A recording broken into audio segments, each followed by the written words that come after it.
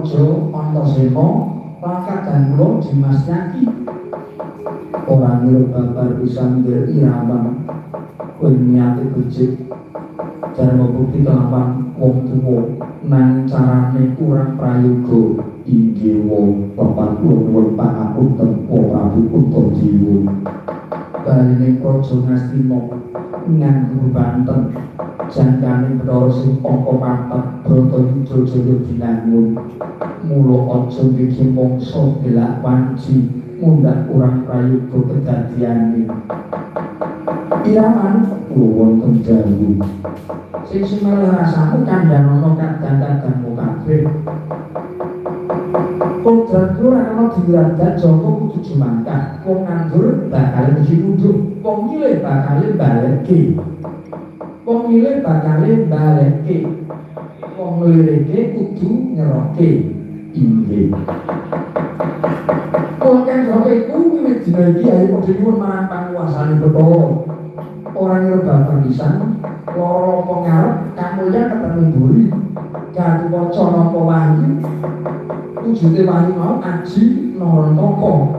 lan bisa petik sekar cepaka mulya wujude endang sempani ngaturaken gunging panuwun tanpa pamit Bapak Prabu Kakang Semar wonten jawu sinuwun ora ketang seklipat kowe mendika Kyai kula nakseni setunggal Ndara Gatot dherepun napi aji narantaka ing angka kalih pikantuk mesti jatuh prami wujudipun manita endang sempani pun sakretipun sing kakung Ndara Garukaca niku ratu nek endang sempani didadekke bojo ratu niku pun sakrepe mongko tanggap ing sasmita terdinas trampil kula derek memuji lan derek nyuwunke dhateng Gusti mugi papan mriki sinuwun bumi negari Ngamarta desa mriki mliginipun manggiya tata titi tentrem pemadadi desa Bargatun Toyibatun Marabungawu tebih saking Pancabaya dipun tebihaken saking Sandikala